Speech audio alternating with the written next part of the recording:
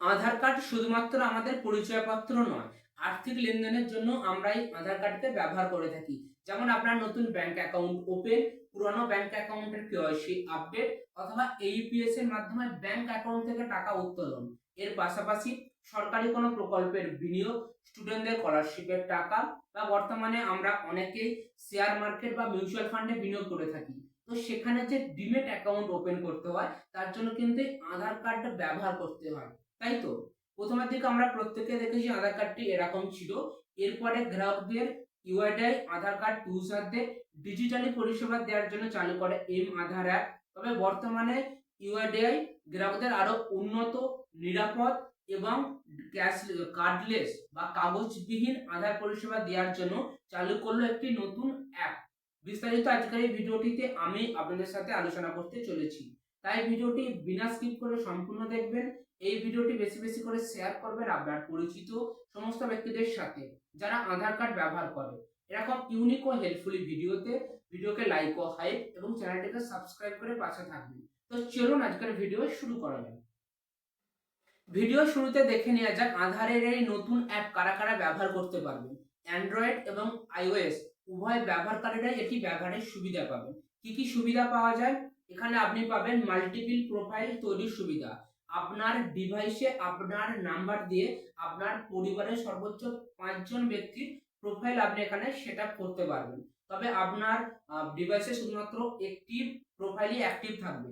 যদি আপনি আপনার নাম্বার দিয়ে আপনার সেকেন্ড কোনো ডিভাইসে এর মধ্যে কোনো প্রোফাইল ওখানে অ্যাক্টিভ করেন, তাহলে আপনার ফার্স্ট ডিভাইসে যে প্রোফাইলটি ছিল সেটি নিষ্ক্রিয় হয়ে যাবে এবং সেকেন্ড ডিভাইসে সেটি অ্যাক্টিভ থাকবে। এর পাশাপাশি আপনি এখানে পাবেন বায়োমেট্রিক লক এবং আনলকের সুবিধা। ইউআইডিআই প্রথম থেকে একটা কথা জানিয়েছে গ্রাহকদের, যদি আপনার আধার কার্ডকে সুরক্ষিত রাখতে হয় অবশ্যই বায়োমেট্রিক লক এবং আনলক করুন। এর ফলে আপনার আধার কার্ডটি সুরক্ষিত থাকবে।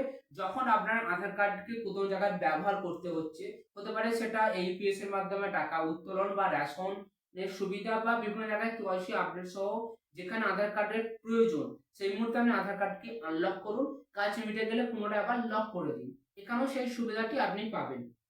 এর পাশাপাশি এখানে পাচ্ছেন কিউআর কোডের সুবিধা।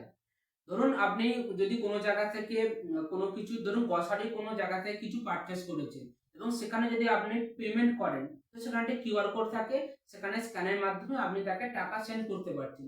সেরকমই আধারের নতুন অ্যাপে চালু হয়েছে কিউআর কোডের সুবিধা, যেখানে আপনাকে যদি কোনো জায়গায় আধার ডকুমেন্ট সাবমিটের প্রয়োজন থাকে, আপনি সেখানে কিউআর কোড দিতে পারেন এবং তারা স্ক্যানের মাধ্যমে আপনার সমস্ত ডিটেলস নিয়ে নিতে পারবে এবং এটি ব্যাংক বা আপনার সরকারের কোনো প্রকল্পের সুবিধা সমস্ত জায়গাতে এটি ব্যবহার করা যাবে।